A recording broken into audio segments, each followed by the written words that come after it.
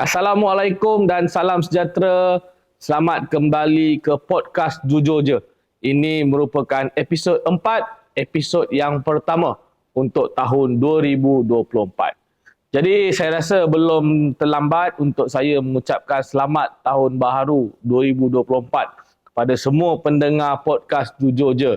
Untuk tahun ini, kami di podcast Jujur Je berhasrat dan berazam untuk terus konsisten dan meningkatkan kualiti podcast Jujur Je ini, insya-Allah.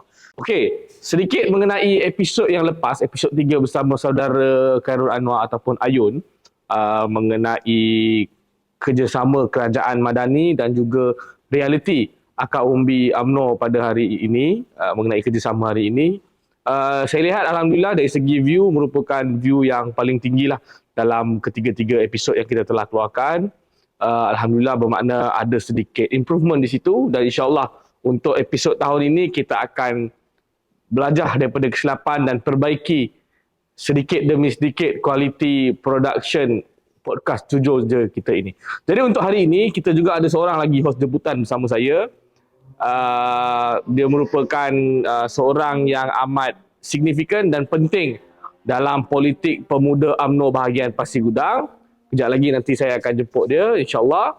Jadi kita jumpa selepas ini.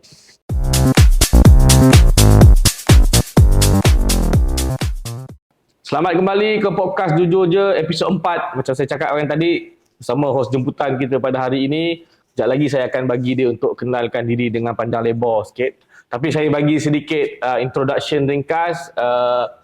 Nama panel kita hari ini, saudara Khairul Azlan bin Sulong. Ataupun yang lebih dikenali oleh orang-orang Pasir Gudang ni sebagai KJ lah. Bukan KJ yang tu, tapi yang ini memang KJ daripada made in Pasir Gudang punya. Jadi mungkin KJ merupakan sekarang ni merupakan naib ketua pemuda UMNO bahagian Pasir Gudang sejak tahun 2018. Sekarang juga merupakan pengerusi 4B Negeri Johor dan juga merupakan ahli Majlis Bandaraya Johor Bahru. Untuk kenal lebih lanjut, saya persilakan saudara KJ untuk mungkin boleh ceritakan sedikit latar belakang dan sebagainya. Silakan KJ. Okay, terima kasih kepada saudara Mat Yasir kerana menjemput saya pada hari ini untuk podcast kali ini. Saya Muhammad Khairul Azlan bin Sulong, Naib Ketua Pergerakan Pemuda UMNO bahagian Pasir Gudang, pengurusi Gerakan Belia 4B Pasir Gudang, pengurusi Gerakan Belia 4B Negeri Johor, Ahli Majlis Kerja Tertinggi 4B Malaysia, dan jawatan lantikan saya Ahli Majlis Bandaraya Johor Bahru. Saya berterima kasih kepada Mat kerana jemput saya. Dapat juga saya kenalkan diri saya kat sini. Ni live ke apa ni? Betul, hadir rakaman. Okay. Saya berkecimpung dalam politik dan juga belia dari seawal umur 18 tahun. Kita orang muda ni, kalau orang kata nak bersuara, ni orang tua tu dulu cakap, jangan nak bersuara, jangan kat luar, bersuara kat dalam rumah. Jadi kita betulkan rumah kita, insyaAllah kalau kita betulkan rumah kita, kita dapat betulkan keadaan. Jadi daripada situlah saya masuk politik. Tapi rasa kesal juga, suara kita tak sampai ke mana masa tu. Itu yang saya nak cerita sedikit. Tak cerita pasal yang lebar takut tak habis nanti. Tak apa, mungkin boleh kongsikan juga. Maksudnya daripada umur 18 tu macam mana saudara KJ masuk dalam UMNO? Adakah memang latar belakang keluarga UMNO ke, ataupun daripada belia ke, ataupun macam mana? Ni minat. Dari satu minat. Kita kalau tak ada minat pun payah untuk join satu organisasi. Selain daripada latar belakang keluarga kita, orang UMNO, saya rasa rata-rata ramai yang dulu pun rata-ratanya latar belakang keluarga dia pun UMNO juga.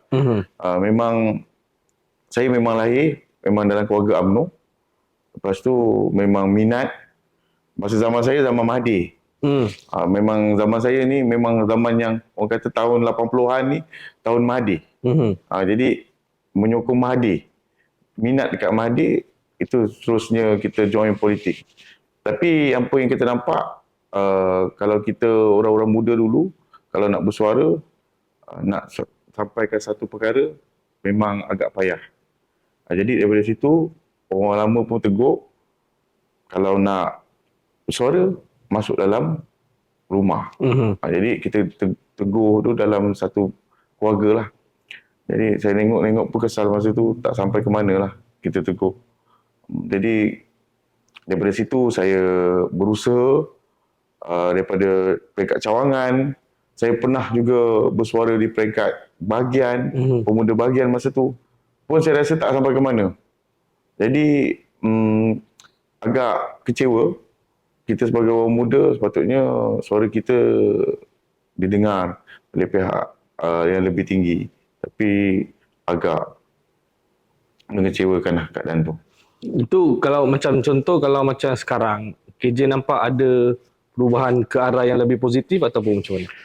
Yang saya nampak sekarang ni sudah Mat Yasir, kalau dulu kita nak dapat peluang tu, kita kena bertanding, kita kena jalan kita penuh, jalan kita penuh dengan liku. Kita mungkin menghadapi berbagai masalah berbeza dengan sekarang. Kita diberi peluang macam Mat Yasir contoh. Mat Yasir diberi peluang untuk duduk di peringkat tertinggi sebagai ketua penerangan pemuda, sebagai orang kata ahli majlis. Peluang itu kita nampak UMNO dah mula berubah. Mungkin sejak kalah 2018. Itu saya bersyukur sangat. Kerana peluang-peluang tu memang kita kena bagi, sebab anak-anak muda ni adalah pelapis generasi akan datang. Jadi bukan kita bermaksud kita mengenepikan hak orang lama, tidak. Tapi ini adalah orang kata kelangsungan sebuah organisasi ataupun parti yang kita cintai, Mat. Terima kasih KJ. Saya rasa saya mewakili generasi kira bayi-bayi saya lah, bawah 30, bawah 25, dan mungkin ada yang baru masuk di 18 dan sebagainya. Saya sentiasa mempunyai hormat atau respect yang tinggi terhadap abang-abang saya, sini-sini saya dalam politik, sebab saya tahu walaupun macam-macam generasi saya, mungkin macam saya KJ cakap tadi, generasi orang panggil pasca kekalahan Barisan Nasional tu, kami orang-orang muda ni banyak, alhamdulillah, UMNO ada usaha untuk berubah itu. Jadi banyak peluang yang dibukakan kepada kami, terutamanya yang daripada mahasiswa, dan perkara-perkara ini mungkin kurang berlaku sebelum-sebelum ini. Tapi walau bagaimanapun, saya rasa generasi kami semestinya kena berterima kasihlah kepada generasi abang-abang kami yang banyak orang kata menghadapi ranjau politik itu, kesusahan dalam politik itu, dan yang mana akhirnya disebabkan kesusahan, kepayahan yang mereka lalui inilah yang akhirnya pintu itu semakin lama makin terbuka. Baik, jadi saya ucap terima kasihlah dari KJ atas sedikit pengenalan dan juga perkongsian sebentar tadi. Kita akan kembali selepas ini dengan topik utama kita.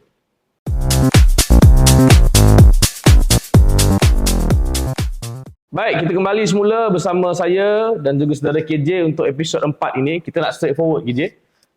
Untuk topik pertama yang kita nak bincangkan pada hari ini adalah topik yang memang sedang hangat diperkatakan sekarang, bermula daripada hujung tahun lepas sampai awal tahun baru ni, mengenai satu perkara yang orang sebut sebagai langkah Dubai. Saya rasa saya mungkin tak perlu beri penjelasan yang panjang lebar sangat mengenai langkah Dubai ni, sebab saya rasa semua casual observer on politik pun maklum ataupun tahu sedikit mengenai apa ini langkah Dubai. Tapi mungkin kalau saya boleh kongsikan sedikit penjelasan, dia bermula daripada JECOM, Timbalan Pengarah JECOM kalau tak silap saya. Dia mengeluarkan kenyataan bahawa ada cubaan untuk menggulingkan kerajaan, untuk menjatuhkan kerajaan oleh beberapa pemimpin pembangkang, dan juga ada juga wakil daripada kerajaan, beberapa orang daripada kerajaan, yang mana perkara ini berlaku semasa retreat ataupun percutian hujung tahun mereka di Dubai, Emirat Arab Bersatu. Jadi sebab tu dipanggil langkah Dubai. Semacam sebelum ni orang panggil langkah Sheraton sebab dia berlaku di Hotel Sheraton. Jadi langkah Dubai ni katanya macam itulah. Cumanya yang kita tengok dari beberapa hari ini, dari segi respon pihak pembangkang, ada satu side yang mengatakan perkara ini tak berlaku. Dia kata langkah Dubai ni tak berlaku. Langkah Dubai ni adalah cerita rekaan kerajaan, cerita dongeng yang kerajaan reka untuk nak menutup ataupun nak mengaburi mata rakyat daripada kelemahan kerajaan hari ini, katanya lah.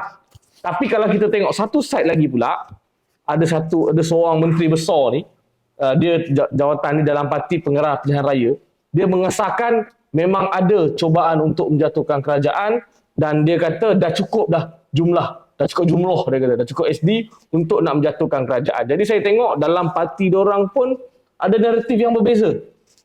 Kemudian kita boleh tengok kita sebagai seorang yang aktif di media sosial, kita boleh tengok dia punya cyber trooper dia, dia punya pahlawan-pahlawan cyber ni hari-hari kata, Jumaat depan confirm Jumaat depan tukar kerajaan, pukul 5 ni tukar kerajaan, pukul 8 malam nanti tukar kerajaan. Hari-hari dia duk meratip benda yang sama. Jadi walaupun ada pihak yang menafikan, tapi kita sendiri boleh tahu. Jadi pandangan KJ, saya nak tanya pandangan KJ mengenai langkah Dubai ni. Pandangan KJ, benda ni berlaku, sebenarnya rasanya berlaku ataupun tak. Kalau berlaku, kenapa diorang nak sangat buat perkara ni? Walaupun kita tahu dari segi numbers memang tak logik kerajaan ini boleh bertukar. Jadi tak pandangan sikit KJ, ni langkah Dubai. Itulah Mat, yang saya nak kongsikan kat sini. Kalau tak ada angin, masakan pokok tu tak bergoyang kan. Ni pokok dah bergoyang. Dah ribut dah. Dah ribut, takkan beruk pula ada kat atas. Tapi langkah Dubai ni saya boleh nyatakan kat sini sebagai langkah yang terdesak oleh setengah pihak yang mungkin kita tahu baru-baru ni banyak kes yang telah disungkit ataupun dikeluarkan oleh pihak kerajaan. Jadi saya tak langsung mereka agak gelabah dan langkah-langkah terdesak ni mungkin disebabkan pertama nak menutup kes-kes dan juga orang kata nak mendapatkan kuasa dan kembali berkuasa untuk merompak, sakau apa yang ada pada kerajaan pada hari ini. Untuk harta rakyat diorang nak rompak. Saya rasa macam itu. Tapi kalau daripada segi lain yang saya nampak, mereka ni hanya ingin memainkan satu isu untuk apa orang kata nak bakar, memberi harapan. Bukan. Maksudnya mereka ni menggambarkan bahawa kerajaan yang sekarang ada ni tak kuat. Kerajaan yang tak stabil. Kerajaan menakut-nakutkan mereka persepsi, menakut-nakutkan. Kita tahu kalau kerajaan tak stabil, mungkin pelabur tak masuk. Dia akan melemahkan sedikit ekonomi kerajaan. Jadi daripada situ mereka menakut-nakutkan, mereka memomok-momokkan, bercerita yang berkenaan yang perkara yang kita rasa tak logik. Kita pun tahu Atta lompat parti.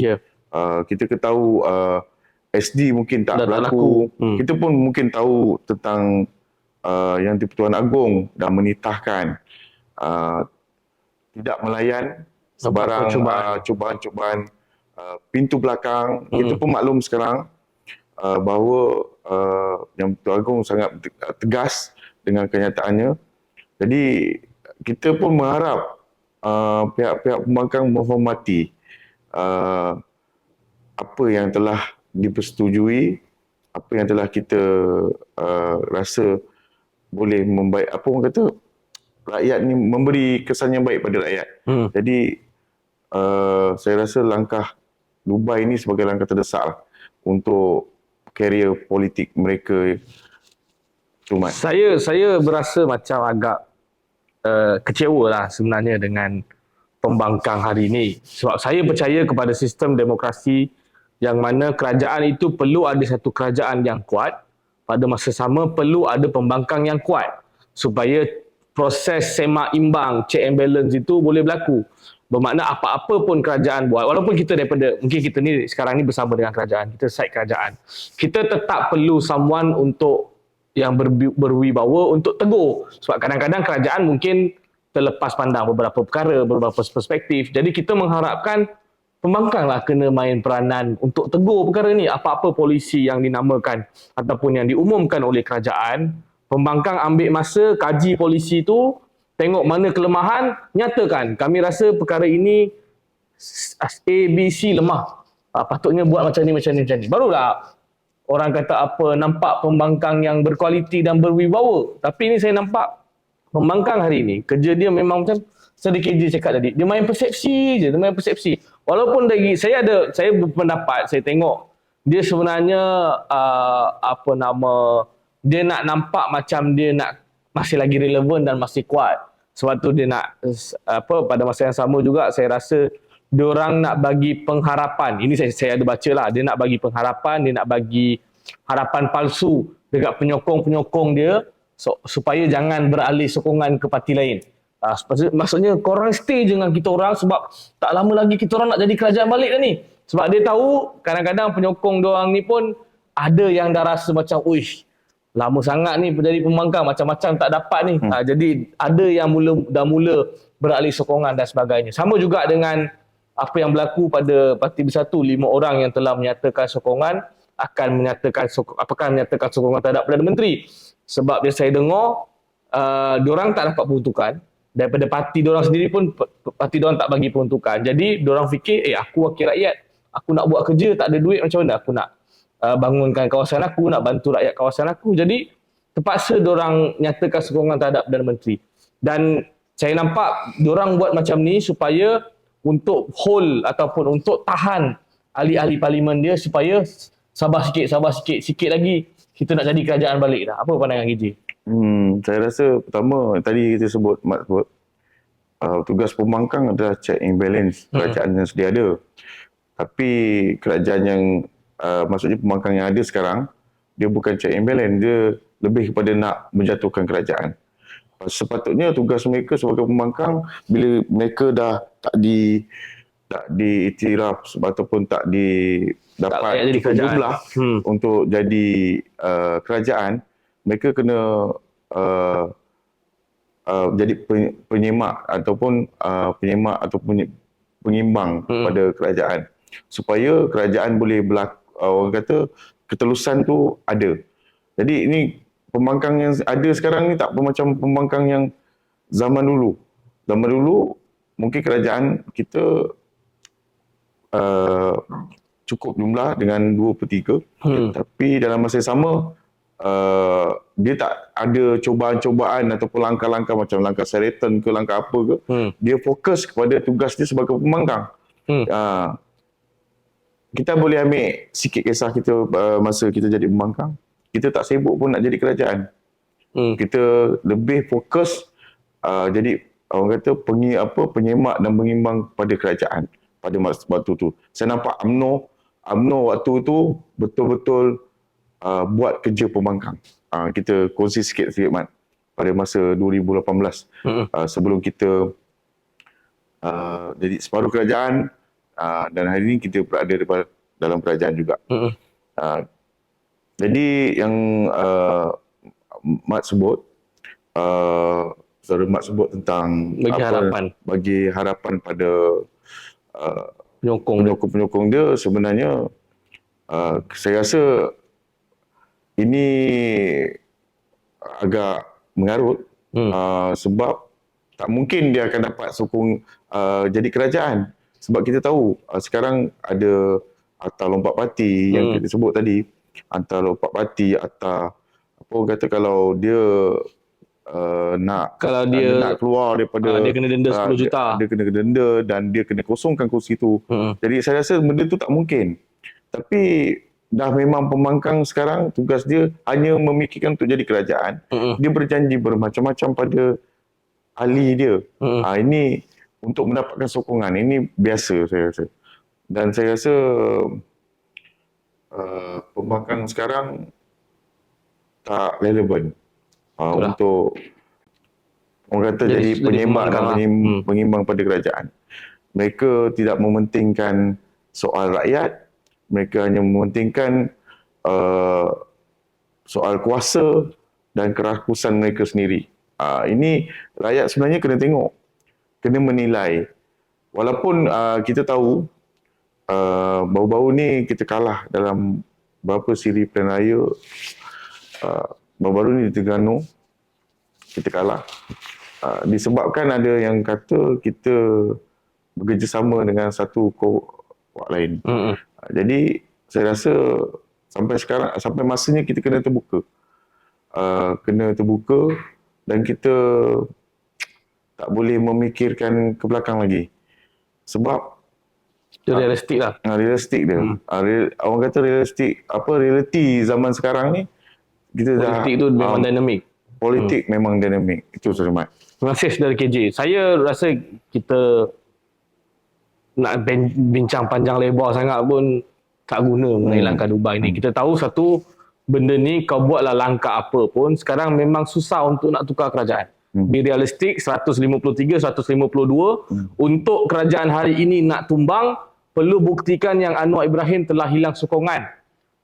Sekurang-kurangnya 111. Bermakna hari ini kalau dia betul nak, dia kena tarik sokongan 40 orang ahli parlimen kerajaan. Dari segi matematik mudah dia. Which is, kalau dalam UMNO, kalau dia tinggalkan, dia lawan keputusan parti, dia akan diarahkan, ataupun dia tinggalkan parti, dia akan diarahkan untuk bayar denda 100 juta. Dan juga dia akan diarahkan untuk kosongkan kerusi dia. Ini memang dalam akta lompat parti. Jadi kalau saya ahli parlimen tu tak berbaloi, baik aku maintain duduk diam jadi wakil rakyat. Untuk PKR pula 10 juta. Saya difahamkan Pakatan Harapan 10 juta. Jadi pada saya memang tak logik macam mana nak dapatkan 40 orang tu. GPS Sarawak pun telah mengatakan dia diorang takkan layan apa-apa usaha untuk tumbangkan kerajaan. GRS Sabah pun dah mengatakan diorang takkan layan apa-apa usaha untuk menumbangkan kerajaan. Jadi saya rasa untuk ambil semangat tahun baru ni, saya nak tutup macam ni lah, ambil semangat tahun baru ni, untuk kerajaan teruskan buat kerja, teruskan fokus pada membuat dasar-dasar yang baik untuk rakyat, pulihkan semula ekonomi kita, fokuskan macam mana nak naikkan gaji, wujudkan peluang pekerjaan. Untuk pembangkang, saya merayulah, buatlah kerja pembangkang yang sepatutnya, iaitu semak dan imbang, tegur kerajaan ni kalau mereka ada buat silap. Kalau tak ada buat silap pun, fikirlah macam mana nak tegur. Itu memang kerja pembangkang pun. Dan berhentilah usaha-usaha untuk nak jatuhkan kerajaan ni. Pada saya, lebih baik masing-masing fokus buat kerja masing-masing. 2027 tak lama dah. 2027, 2026 kita tembung balik. Ini pun tak lama. Kejap lagi pilihan raya Sabah, pilihan raya Sarawak, pilihan raya Melaka, pilihan raya Johor. Dah tak lama dah. Banyak pilihan raya. So kita nak bertembung, kita tembunglah kat pilihan raya. Ataupun nanti nak buka sidang parlimen ni, kalau rasanya kau confident sangat kau ada numbers, buat usul undi tak percaya kepada Perdana Menteri. Kalau kau dapat, okey. Kalau betul kau dapat menang usul undi tak percaya tu, okey. Kita serahkan kepada Yang di-Pertuan Agong. Anwar sendiri pun saya rasa dia akan faham yang dia dah tak ada sokongan, dia akan letak jawatan. Kalau dah buat usul undi tak percaya, tak menang dah, diam. Saya rasa better kita fokus pada untuk nak membangunkan semula negara ni. Dan kepada penyokong-penyokong pembangkang pun, aku rasa korang pun sendiri dah boleh baca berapa kali dah korang kena game dengan korang punya cyber trooper. Saya malah nak sebut nama lah, sebab ada cyber trooper ni pun dulu kawan-kawan kita juga KJ. Saya malah nak sebut, korang sendiri boleh tengok kat Facebook, kat Twitter, kat TikTok. Hari-hari buat live, kerajaan ini akan tumbang, kerajaan ini dah tumbang pun. Jadi korang pun aku rasa kesian juga dengan korang, hari-hari kena game. So aku rasa better korang tak payah layan dah lah cyber trooper korang ni. Ada cyber trooper korang ni pun tak duduk dekat Malaysia pun. Duduk dekat UK tapi sembang pasal Malaysia hari-hari. Jadi saya rasa itu saja untuk topik langkah Dubai ni. Ada apa-apa nak tambah lagi? Itulah, saya sikit ni Mat nak tambah. Saya nampak rakyat pun bosan dengan tingkah laku segelintir ahli politik kita ni. Asyik bercerita tentang nak berubah kerajaan, asyik cerita tentang ni, tapi nasib rakyat yang ada ni tak terbela. Jadi saya harap parti-parti berkenaan ataupun pihak kerajaan teruskan buat kerja. Yang pihak pembangkang ni macam tadi lah, buatlah kerja pembangkang. Sebab rakyat dah bosan. Rakyat dah macam dah muak dengan Permainan. drama yang tak tahu episod ke berapa ni. Jadi Tak reti habis. saya rasa tak perlulah lagi. Kita kena fokus pulihkan ekonomi dan peluang pekerjaan. Sampai masa kita tembung. Sampai masa di medan perang ataupun di medan Pilihan pilihan raya. raya nanti kita tunjuklah siapa yang menang, itulah kerajaan. Buat masa sekarang ni kita dah kerajaan dah ada, kita teruskan. Baik, terima kasih saudara KJ. Itu saja untuk topik langkah Dubai ini. Kita jumpa selepas ini.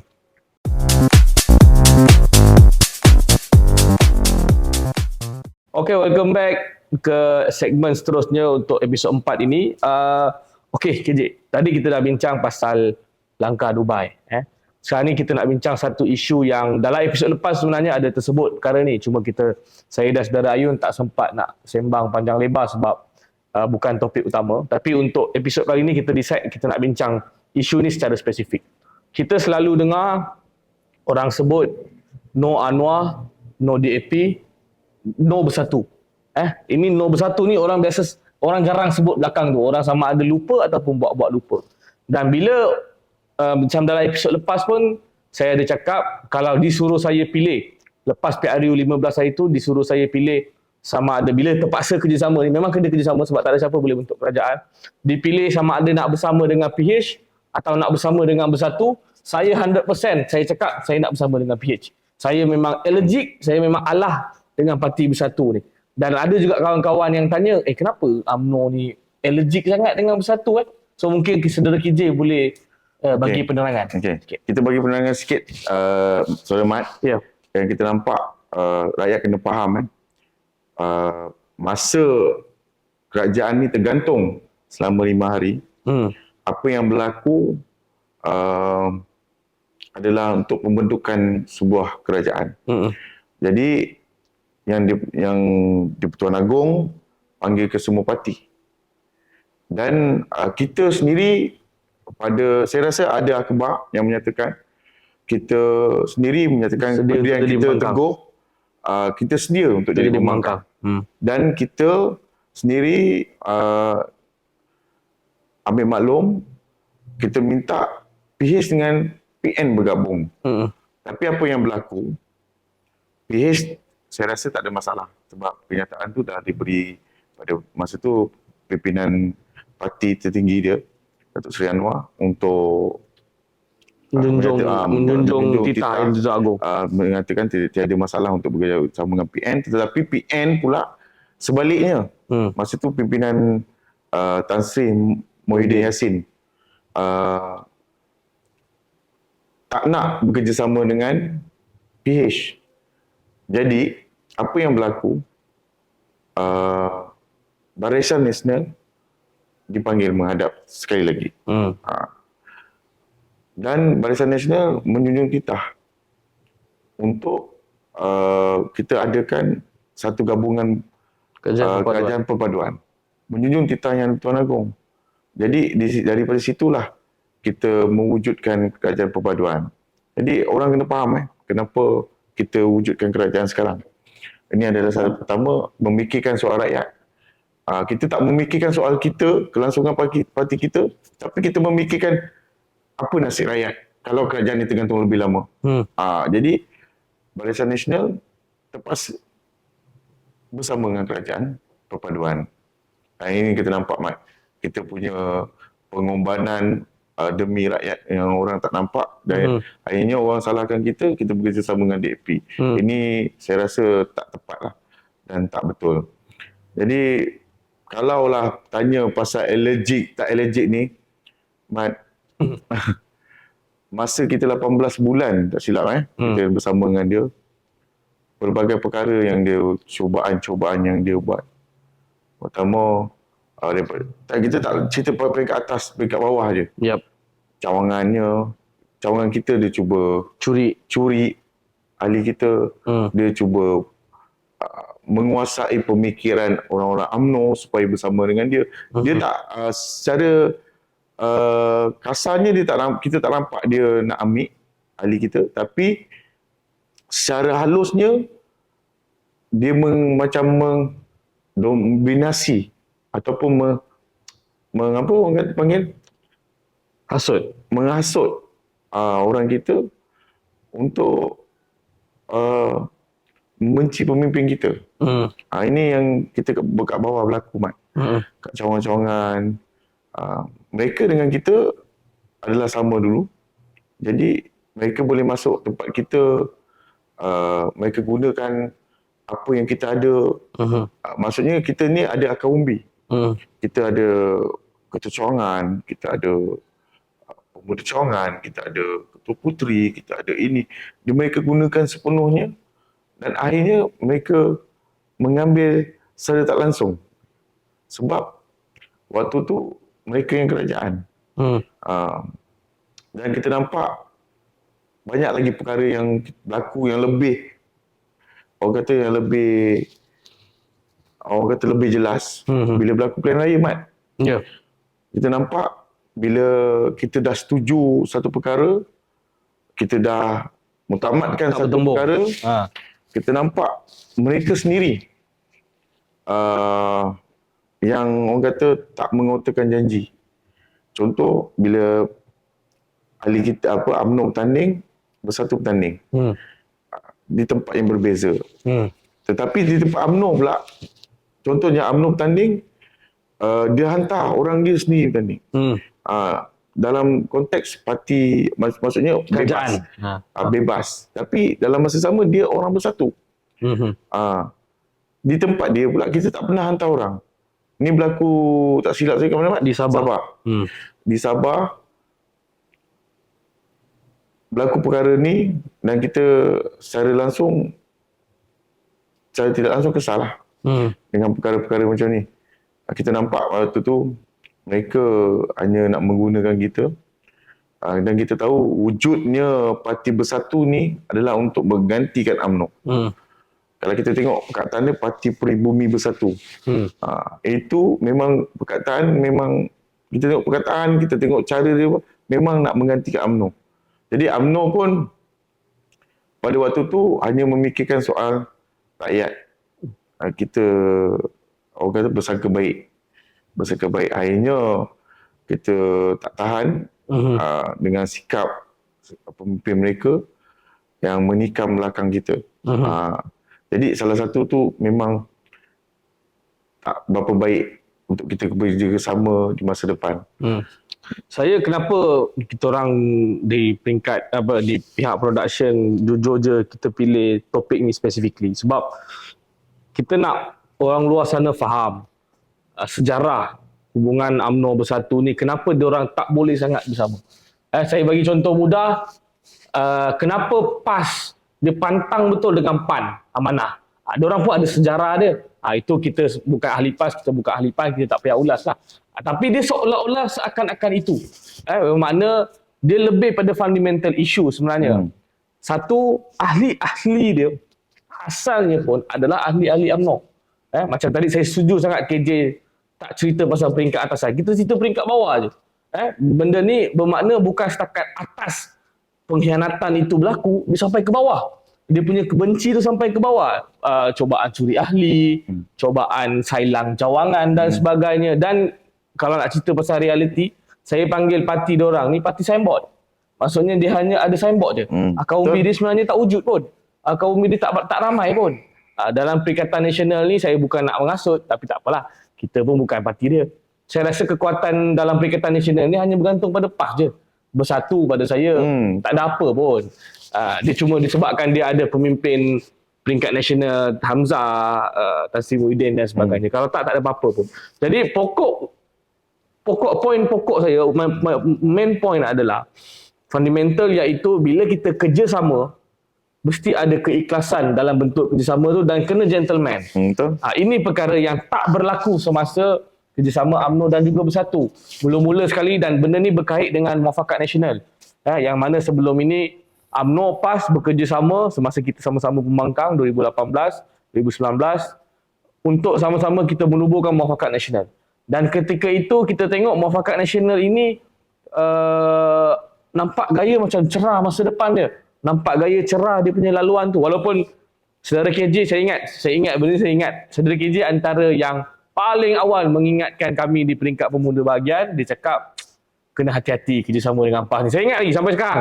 Dia antara yang bukan kata tak percaya, tapi antara yang orang kata apa, ada sikap berhati-hati lah. Saya ingat lagi. Mungkin sebab dia lebih tahulah daripada kami semua. Tapi akhirnya memang betul. Apa realiti PAS ini berkawan tak lama tu memang betul berlaku pada kita, UMNO. Dan yang orang perlu tahu, salah satu sebab utamanya adalah sebab bersatu. Bersatu ni seolah-olah A bercinta dengan B, lepas tu C ni masuk campur sailang awet kita. Macam tu lah, senang cerita lah, bahasa mudah dia. Jadi kebencian itu semakin berlaku dalam memang kita dah pantang. Satu sebab kita rasa dia adalah parti sepihan kita. Dia adalah parti orang-orang yang hianat daripada parti kita, tubuh parti lain, semata-mata untuk nak menjatuhkan UMNO. Kemudian kerjasama kita pun dia sailang juga. Sebab tu dia bermacam-macam siri perkara yang berlaku yang menyebabkan kebencian dan juga allergic kita tu pada parti bersatu tu memang tak boleh sangat. Sebab itu bila orang tanya saya antara, okey, kau cuma diberi dua pilihan, PH atau bekerjasama dengan bersatu, 100% saya akan pilih PH. Sebab saya cakap sekurang-kurangnya PH ni jalan baru yang kita belum teroka lagi. Kan? Kita belum teroka lagi. Dan kalau kita nak kata dari segi, kalau kita cakap pasal, kita ambil perspektif bisnes. Bisnes ni, kalau A jual kopok leko, B pun jual kopok leko, customer dia sama, mesti dia akan bergaduh. Bermakna benda yang sama lah. Apa orang panggil apa, target market ataupun demografi pengundi UMNO adalah sama dengan demografi pengundi bersatu. Sebab tu saya tak rasa kerjasama UMNO bersatu ini memang boleh kekal lama lah. Itu pandangan saya. Mungkin KJ sebelum kita tutup ni ada apa kata air pasal saya hubungan suka kita bila dengan bersatu. Hubungan kita dengan bersatu ni, Mat, memang tak relevan langsung. Tapi pada waktu tu kita memilih untuk jadi kerajaan disebabkan ada beberapa perkara di isu nasional. Jadi saya nampak pimpinan waktu tu memilih untuk jadi kerajaan. Walaupun kita boleh orang kata maksudnya tak menyertai kerajaan waktu tu. Dia berlaku bila kita nampak kepercayaan kepada Perdana Menteri tu dah hilang. Jadi itu salah satu dia, Mat. Dan juga ada lagi satu saya nak tambah, Mat. Yang Mat cerita tentang saya, dah cerita awal tentang PAS ni. Sebab saya memang kenal sangat PAS ni. PAS ni orang kata dengar boleh, percaya jangan. Sebab ada perkara yang berlaku kita nampak. Kerjasama dia dengan DAB, Perkataan Rakyat, Perkataan Rakyat sebelum ni. Barisan Alternatif. Dan kena ingat ada sejarah PAS dengan BN sebenarnya sebelum ni. Sebelum kita ada kat dunia ni pun dia dah ada sejarah. Yang mana kita nampak sejarah dia bila dia bersama dengan Barisan Nasional waktu tu, saya rasa Tun Abdul Razak. Waktu tu Tun Abdul Razak membuat satu Barisan Nasional ni dan semua gabungan ada dalam tu. Salah satunya PAS. Tak silap saya pada masa tu. Dia panggil apa? Perikatan lah. Parti Perikatan. Parti Perikatan. Masa waktu tu. Jadi, kapal layar. Waktu tu saya tak ingat. Cuma yang saya ingat PAS ada dalam kerajaan. Apa yang berlaku, PAS mula mengorak langkah. Kalau kita tengok sejarah waktu tu, dengan kalau kita ingat dia bermula dengan akar umbi.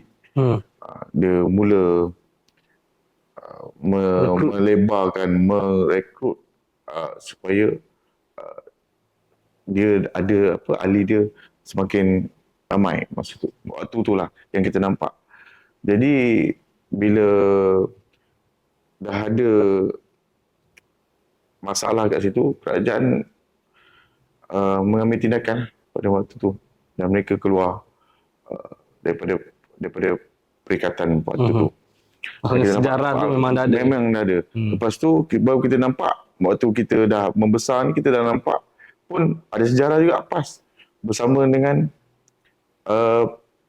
Pakatan Rakyat, gabungan-gabungan yang dia pernah bersama dengan parti lain.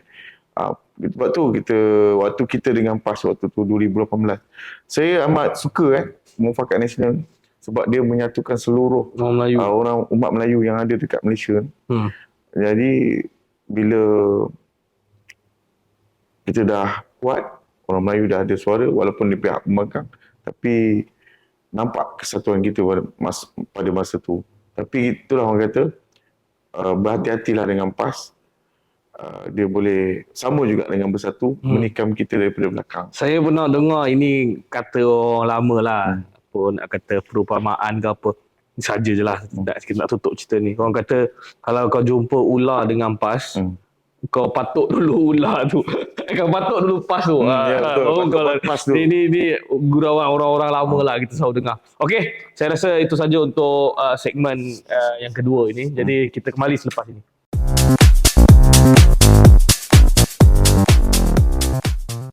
Baik, kita telah tiba ke segmen yang terakhir. Kalau tadi dua segmen tadi kita sembang pasal politik. Jadi untuk segmen ketiga ni sebagai segmen penutup, saya rasa kita nak tukar direction sikit lah. Kita tak nak cerita pasal politik, tetapi kita nak cerita mengenai pertubuhan belia KJ. Memandangkan saudara KJ pun someone yang sangat-sangat berpengalaman dalam bidang pertubuhan belia ini. Jadi kita nak minta KJ beberapa pandangan mengenai isu-isu belia lah sekarang ni. Baik, isu utama yang saya nak ajak KJ untuk bincang adalah mengenai telah diumumkan bermula tahun 2025 had umur persatuan belia, had umur belia akan diturunkan ke 30 tahun. Daripada 18 ke 30 tahun kalau tak silap saya. Jadi bermakna untuk akan berlaku transisi kepimpinan juga untuk persatuan-persatuan belia, sama ada persatuan belia gabungan, persatuan belia tunggal dan sebagainya, akan berlaku transisi belia. Bermakna semua persatuan-persatuan belia, NGO-NGO belia perlu melakukan transisi kepimpinan untuk memastikan kepimpinan dia semua bawah umur 30 tahun. Jadi saya nak tanya pandangan KJ secara umum mengenai polisi baru ataupun dasar baru kerajaan ini sebagai seorang yang dah lama bercimpung dalam bidang pertubuhan belia. Okey, Mat, terima kasih kerana bagi peluang saya bersama podcast hari ini. Dan ni yang terakhir lah. Maksudnya segmen terakhir. Okey, Mat, saya kongsikan sikit. Pengalaman saya waktu saya jadi belia ni berumur dalam 15 tahun. Daripada sekolah lagi? Daripada sekolah lagi. Jadi, minat tu sebab belia ni banyak program. Pergi sini, pergi kemahan, pergi sini, hiking, pergi ada perlawanan futsal, ada ini. Sukarelawan. Jadi, sukarelawan. Jadi, minat tu ada dalam sebab dah ditanam daripada peringkat sekolah. Jadi, kita waktu tu rakan muda. Jadi, minat tu lebih lah. Jadi, bukan senang, Mat. Kita nak memimpin satu organisasi yang kita nampak sekarang. Lagi-lagi belia. Sebab first memerlukan komitmen. Lepas tu tanggungjawab pun besar sebab dia kesukarelaan. Kesukarelawan. Suka dan rela. Maksudnya tak ada gaji, tak ada gaji dan allowance. Ini kita kena ambil maklum. Bila waktu umur saya 18, belia tu masih dipegang yang sekitar berumur 60 tahun, Mat. Oh, belum ada limit umur lagi. Belum ada limit lagi. Ini masalah yang berlaku pada waktu tu. Kalau kita gelar umur belia, mana belia? 50 lebih. Umur 60 belia. Jadi macam tak relevan. Jadi kerajaan pada waktu tu mengambil sikap untuk buat perubahan, tapi dalam jangka masa yang lama. Kalau kita fikirkan, Mat, berapa lama had umur yang orang kata tanpa had 60 tanpa had tu lah, mungkin 60 tanpa had lah. Kita cerita tanpa had lah. Sejak merdeka lah. Okey. Belia ni wujud dah lama. Hmm. Sampailah tahun 2008 baru perubahan sedikit daripada transaksi umur tu, Mat. Tapi dalam masa tak sampai 16 tahun ni, kita dah nak ubah daripada 40 jadi 35 jadi 30. Kita kena ambil maklumat. Saya nak tanya saudara Mat sendirilah, dalam belia ni berapa ramai yang umur Mat join belia? Tak ramai. Tak ramai. Jadi itu masalah yang kita ada. Sebab tu kita harap Jabatan Belia tengok data tu. Data kena bagi betul-betul pada menteri, brief pada menteri, sesuai tak kita buat masa sekarang. Kalau kita sesuai buat masa umur 35 ni, kita buat 35 dulu. Sekarang dia nak buat 30 terus. Sekarang dia nak buat 30. 30 ni saya rasa mungkin banyak persatuan belia akan mati. Akan mati terkubur. Sebab pertamanya, diorang nak kena faham MYKD. MYKD adalah satu detail macam mana kita nak Pengurusan pertubuhan belia. Pengurusan pertubuhan dia. Kalau tak ada MYKD, kita tak boleh nak buat kelangsungan tu. Saya faham di peringkat dalam belia sendiri ada masalah tentang tu, MYKD. Sebab apa saya kata masalah? Sebab benda sukarela. Jadi nak buat sesuatu tu, perkara tu kita anggap macam remeh je. Nak tak nak. Jadi kalau jabatan kita kembali pada Jabatan Belia ni tak tengok data, dia ada rangka umur. 35 berapa ramai, 30 berapa ramai. Kalau sesuai tak dekat Johor ni, kita buat test market dulu. Sesuai tak buat umur 30? Saya rasa tak sesuai. Sebab belum sampai belum sampai ke tahap tu lagi buat masa ni. Saya tak akan cakap masa depan. Masa akan datang tu mungkin kita tengok kesesuaian. Saya rasa sekarang ni kalau buat 35 tu okey. Sebab ada lagi yang kita tengok umur 30, 31, 32 dan 33. Pada 20-25 ni. Yang boleh memimpin untuk mewariskan pimpinan mereka pada yang bawah. Jadi saya rasa lagi mungkin 20 tahun lagi baru dapat laksanakan umur 30 tu. Kita tak boleh ikut cara negara-negara lain. Maksudnya negara lain, negara Eropah yang umur dia mungkin 30, yang mungkin 25 je, Mat. Tak sama dengan keadaan di Malaysia ni. Ini kita nak kongsi. Sebab keadaan di Malaysia ni berbeza dengan luar. Cara kita punya akademi kita, cara kita berpersatuan kita, kalau kita nak sebab saya kata macam ni, Mat, perubahan dasar kita tak menentu. Menteri ni cakap ni. Nanti ada menteri lain dia cakap tukar balik lain. pula. Sebab tu kita cakap dasar kita, apa kita nak buat tu kena kekal. Konsisten. Kalau kita tak konsisten dengan apa yang kita buat, masalah berlaku pada Persatuan Belia tu sendiri. Saya nak kongsi lagi sikit. Kalau andai kata berlaku umur 30 ni pada 2025 ni, memang banyak persatuan-persatuan belia akan terkubur. Jadi kerajaan kena buat rangka apa tu ataupun plan transisi tu. Plan transaksi umur ni. Rangka plan tu mungkin kita dah boleh start. Okey, kita dah boleh target umur 15 ni kita nak buat. Maksudnya 15 ni dia sampai umur 30 ni dia dah buat transaksi. Maksudnya dia dah memikirkan plan tu. Daripada umur 15 ni dia dah buat macam mana dia nak akan datang sampai 30 je untuk take over Persatuan Belia. Jadi dia dah fikirkan umur 15 ni daripada sekarang. Jadi mungkin 15 tambah lagi 15. Ambil 15 tahun. Mungkin lagi 5 tahun dia boleh laksanakan benda tu. Sebab kalau dia tak ada plan, dia terus buat je, tak ada mana. Maksudnya sia-sia je lah. Okey. Saya nak kongsikan dari segi perspektif saya lah. Saya tak lama dalam, saya bukan orang kata apa kilang Persatuan Belia. Saya pun tak nak claim yang saya ni kilang Persatuan Belia.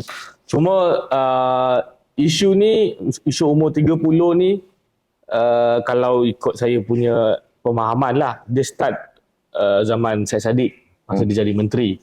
Masa YBKJ jadi menteri, dia cuba nak turunkan ke 35.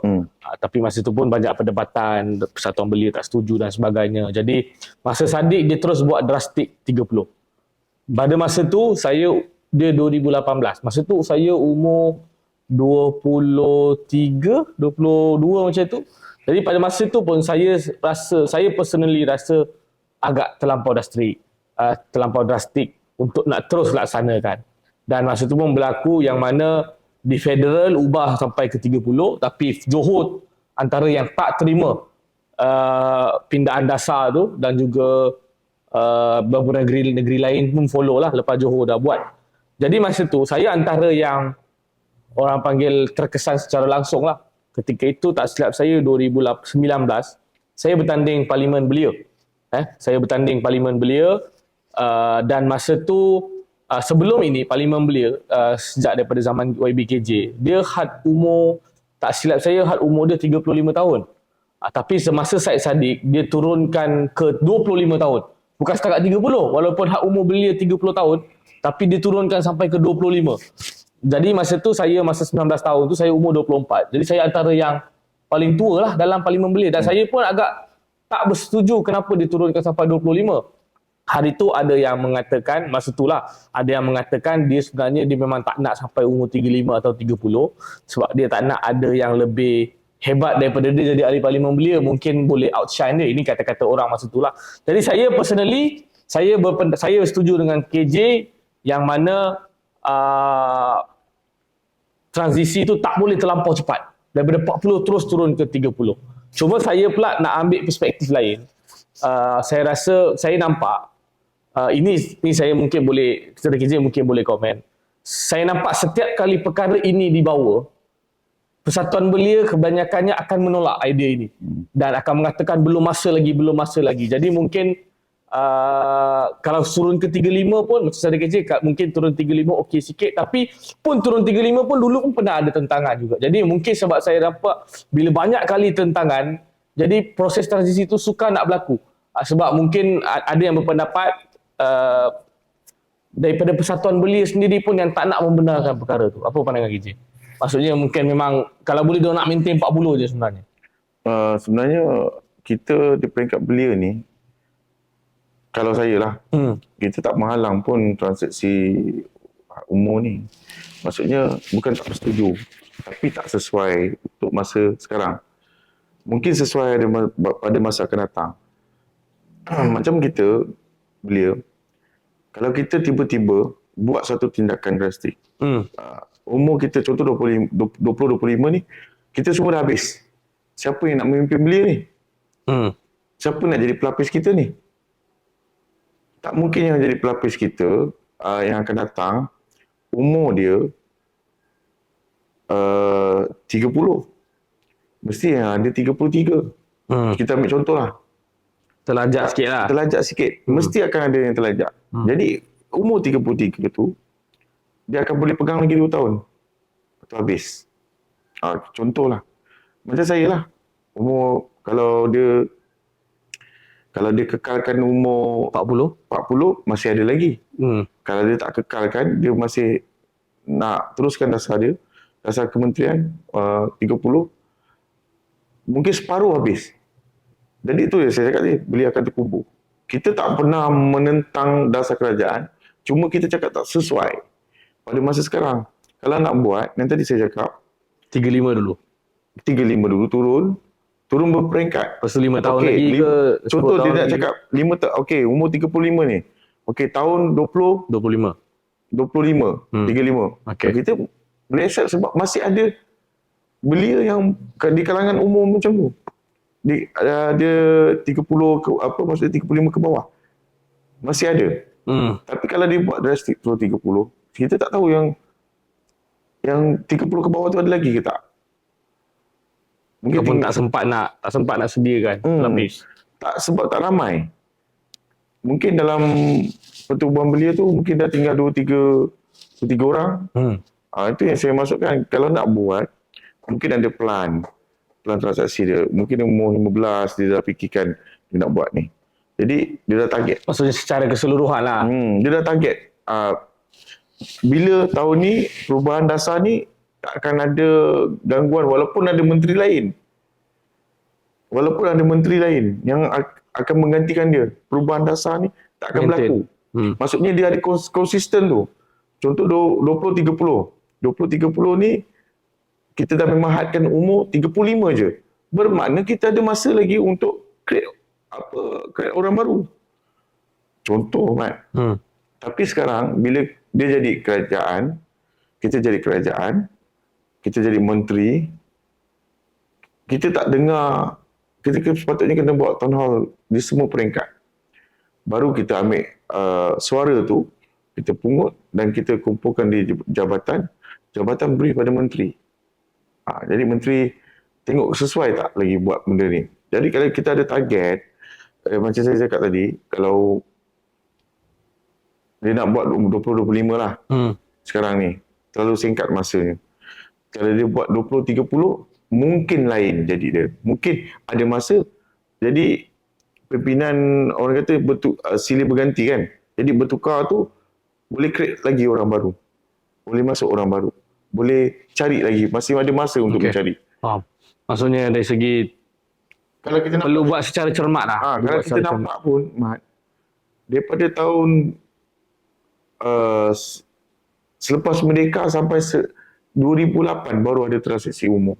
Yalah, mungkin itu juga lah kesilapan yang tak benda lama kan. Sebab tu kalau diubah lebih awal mungkin benda tu boleh lebih awal. Sebab tu rakan muda kena wujud. Maksudnya kena wujudkan balik peringkat sekolah, train diorang, masuk organisasi, masuk NGO yang diorang minat. Jadi dari situ kita boleh dapat pelapis. Saya faham. Maksudnya bukan hanya fokus pada nak potong had umur tu, tapi fokus juga macam mana nak wujudkan pemimpin-pemimpin belia yang baru. Betul? Patutnya kementerian kena benarkan secara jelas supaya NGO ni boleh terlibat secara langsung dalam aktiviti di sekolah dan dibenarkan secara jelas. Kalau dulu memang ada, sekarang saya tak pasti. Rakan muda dulu. Saya tak pasti boleh masuk lagi atau tidak. Okey. Baik, terima kasih Saudara KJ. Jadi itu pandangan Saudara KJ lah. Dan juga saya yakin itu juga pandangan kebanyakan pemimpin-pemimpin kepimpinan belia sekarang. Jadi mungkin sebagai penutup, misal katalah memang menteri nak juga 2025 ni 30 tahun. Jadi apa Saudara KJ sebagai kepimpinan di peringkat belia, Pak B Johor, Pak B Malaysia dan sebagainya, apa strategi untuk memenuhi dasar baharu tersebut? Saya tengok lagi setahun je. Tahun depan, betul? Tahun depan. Memang bila kementerian dah berkeras ataupun meneruskan dasar tu, saya rasa tak ada pilihan lain. Terkubur jugalah persatuan-persatuan belia yang tak dapat. So KJ menjangkakan akan banyak yang terkubur, tak semua, tapi banyak akan terkubur lah. Maksudnya tak dapat orang kata menempati cita rasa ni kementerian. Sorry, saya sebenarnya nak tutup dah, tapi bila KJ sebut macam ni, saya ada satu soalan nakal sikit lah saja. Kita masuk balik sedikit pasal politik. Kita tahu pertubuhan belia ni, walaupun tak semua, tapi kebanyakannya daripada dulu, mereka selalu dikatakan adalah pro-UMNO. Senang cerita, pro-UMNO, ataupun kebiasaannya pemimpin-pemimpin politik UMNO ini pun banyak lahir daripada pertubuhan belia. Jadi adakah sebenarnya ini pun sebenarnya ni saja je lah kan, kita nakal sikit. Usaha untuk melemahkan pertubuhan belia, dia ada kaitan juga dengan politik ataupun macam mana saja je nak. Saya nampak memang kalau kita tengok, kalau daripada segi saya lah, Pak B memang rapat dengan UMNO. Hmm. Tubuh pun Pak B ni pun ditubuhkan oleh orang UMNO. Saya rasa macam rugi kalau dia biarkan terkubur sebab ahli PKR pun ada dalam ahli Pak B. Parti-parti lain yang ahli-ahli parti yang maksudnya ahli Pak B ni ada juga yang menyokong parti lain. Ada juga yang menyokong ni. Tapi bila dia buat macam ni, dia akan merugikan bukan satu pihak je, ramai pihak. Sebab kita dalam NGO ni, kita walaupun kita maksudnya menyokong kerajaan itu dahulu, kerajaan setiada semasa kita tak berpolitik dalam belia. Kita tinggalkan maju politik masing-masing dan kita baru kata mengikut kerajaan yang setiada. Okey. Ini kita nampak Mat masa PH 2018 kita menyokong kerajaan setiada. Kita tak menidakkan kerajaan setiada. Tapi rugi kalau dia memikirkan kementerian hanya memikirkan soal politik. Ruginya bila terkubur, semua sekali terkubur, termasuklah yang menyokong dia. Betul. Okey. Baik, saya rasa itu saja, agak panjang lebar episod kita pada hari ini. Kita di peringkat pihak produksi Jujur Je mengucapkan terima kasih Saudara KJ kerana sudi berserta kita dalam episod kali ini. InsyaAllah pada episod datang boleh kita jumpa lagi. InsyaAllah. Okay, baik, jadi itu saja untuk episod kali ini. Episod lain insyaAllah Encik Mat, kita Saudara Mat saya sediakan sikit macam homework. Ini kita santai je. Spontan. Okey. Jadi, baik, terima kasih Saudara KJ. Kita jumpa pada episod yang akan datang.